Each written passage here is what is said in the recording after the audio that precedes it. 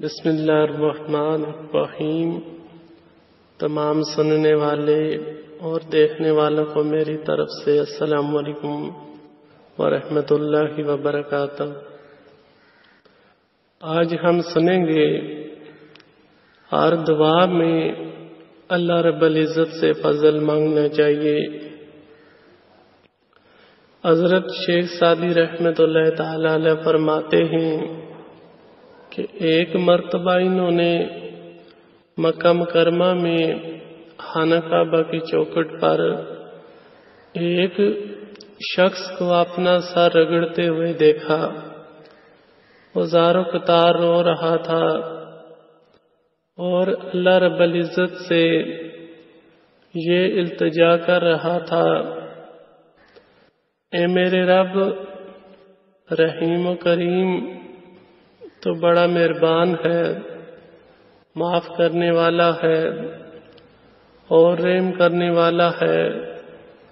میں نے اپنی جان پر ظلم کیا ہے، میں نادان ہوں، جاہل ہوں، میں تیرے حضور حاضر ہو گیا ہوں۔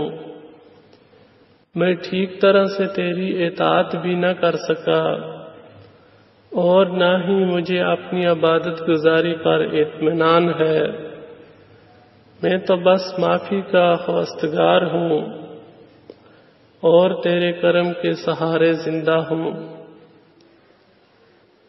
وہ شخص کچھ اس انداز سے اللہ رب العزت سے محو کلام تھا کہ حضرت شیخ سعدی رحمۃ اللہ تعالی علیہ کی توجہ کا مرکز بن گیا۔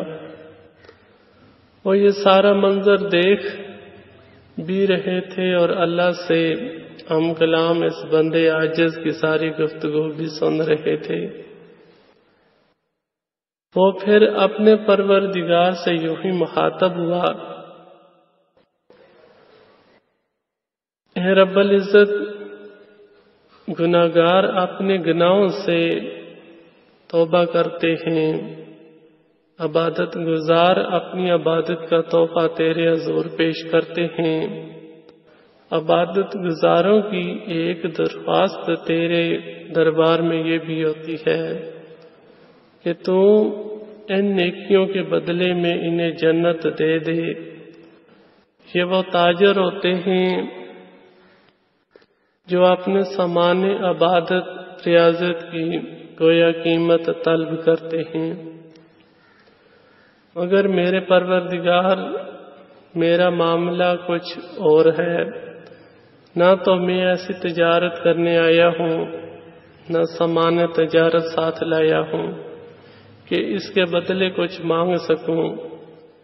ہاں، ایک التجا ضرور ہے کہ وہ یہ، تو اپنی شان رحیمی و کریمی کو سامنے رکھ کر دے، وہ نہ دے جس کے ہم سزاوار ہیں۔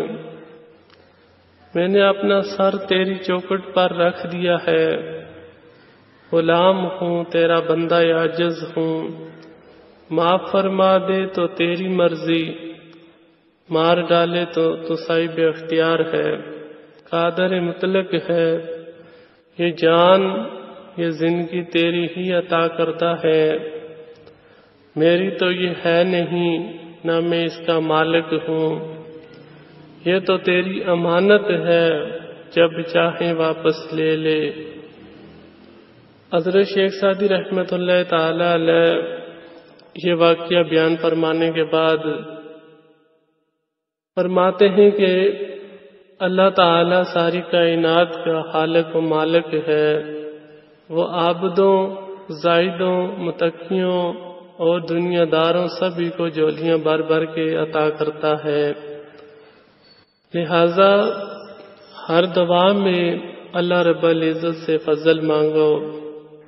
اللہ رب العزت ہماری اور ہر مسلمان کی آنے والی بیماری، پریشانی، مصیبت دور فرمائے۔ آمین بجائے النبی امین صلی اللہ تعالی علیہ وآلہ وسلم۔ اور اگر ہماری یہ دی ہوئی معلومات اچھی لگے تو آگے بھی ضرور شیئر کیجیے، اور ہمارے جو نئے ہیں ان سے گزارش ہے کہ ہمارے چینل کا ضرور سبسکرائب کیجیے. جزاک اللہ خیرہ.